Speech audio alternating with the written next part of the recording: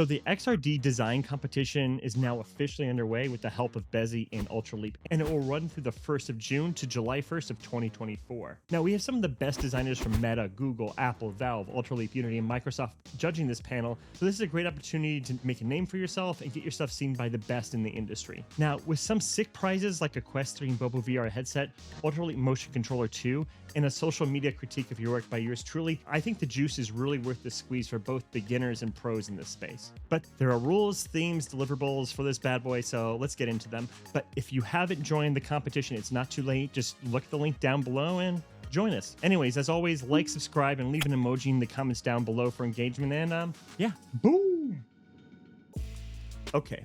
So the design theme for this competition is diegetic design. Now, like many of you, I have never heard the term diegetic before. It sounded like an illness, disability, or a medical abnormality, but nope, it's way cooler than that. Diegetic UI is the practice of placing a natural affordances and signifiers into a user's environment. And the aim is to merge the UI of an application with the world the user occupies. And while this form of design is rooted in the video game industry, I personally believe that diegetic UI is the key in creating compelling practical XR experiences. Now, the concept of what is diegetic and what isn't is a bit of a gray area, and I can do a whole video about diegetic design. But until then, I suggest checking out this video by Extra History, a link down below. It's super insightful and it absolutely blew my mind. Seriously, diegetic design is the f***ing future. Okay, so on to scoring. So to win this competition, the goal is to get as many points as possible. And in a nutshell, there is 100 total points. Well, plus 5 extra credit bonus points. So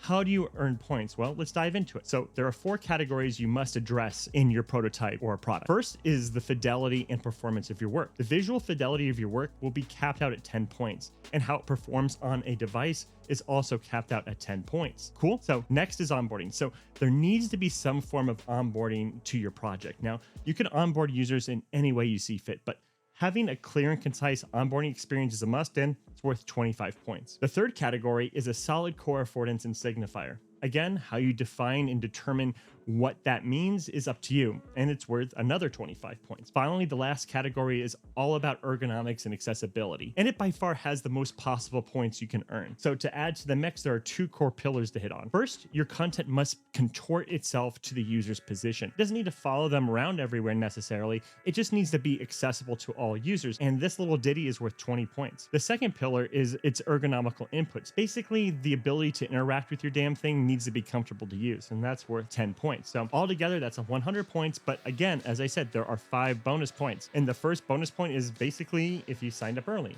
So if you have, you got a point. If you're a little late, we'll be a little bit lenient, but get there fast, okay? The other 4 points you can earn if you come to an active critique session and have your stuff critiqued by us. Next, deliverables. So how the hell are we going to get your sick work? So there is no official device or tool you are required to use for this design competition. So to accommodate as many devices as possible, we have 3 different ways to submit your work. Now, to not sound hyper redundant, all of you will have to submit a video alongside of a link to your project. So let's talk about links. So the first link is more geared towards people designing for any kind of Meta headset, and that is an APK link on SideQuest. So you pop it in there, you send us the link as well as the video, and we'll be happy. Second, if you're using a tool like Bezi, please provide a published link to your work.